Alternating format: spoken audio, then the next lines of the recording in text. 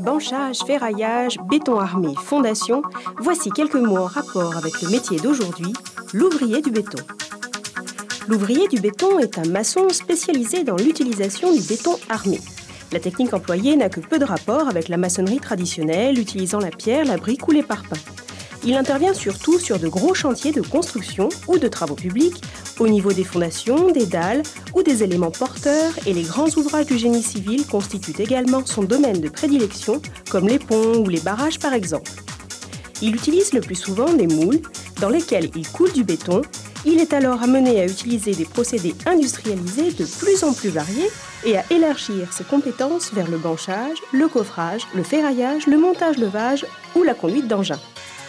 L'ouvrier du béton arrive le premier sur le chantier. À partir des plans fournis, il construit la structure du bâtiment, c'est-à-dire les fondations, puis les murs, poutres et planchers, sur lesquels vont s'appuyer la charpente et s'encastrer les portes et les fenêtres. Son travail conditionne la solidité du bâtiment ainsi que la qualité des interventions des corps de métier qui vont lui succéder. Il doit d'abord prévoir la quantité de béton nécessaire et les matériaux dont il a besoin pour réaliser les moules lui permettant de couler parfaitement le béton.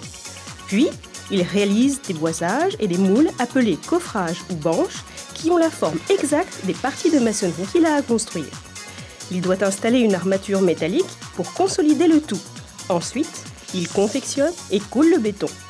Lorsqu'il est sec, il le décoffre et répète l'opération sur une autre partie du chantier. Il ne lui reste plus qu'à préparer les enduits et ciments nécessaires à l'achèvement du travail qui vont protéger et embellir la construction.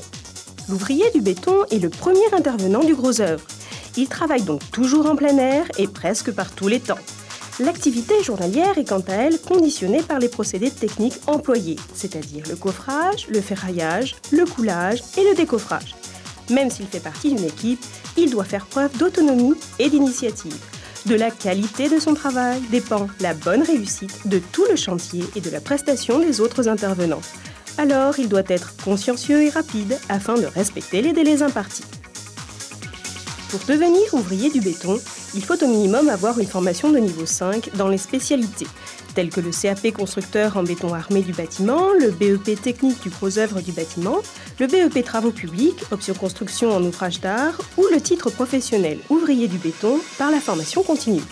Il existe également pour poursuivre ces études une formation de niveau 4, le bac pro travaux publics, permettant d'accéder plus rapidement à des postes de responsabilité sur un chantier. Les promotions vont vite dans le bâtiment et c'est un des secteurs où encore aujourd'hui il est possible de commencer tout en bas de l'échelle et de gravir rapidement les échelons. Avec de l'expérience, l'ouvrier du béton peut ainsi accéder assez rapidement aux responsabilités de chef d'équipe puis chef de chantier ou se mettre à son propre compte comme artisan en maçonnerie et gros œuvre.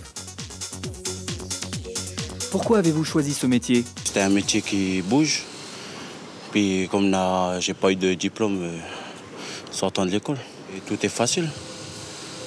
Ça, si tu rentres dans un métier comme nous, là, il suffit de voir ce qu'il y a à faire.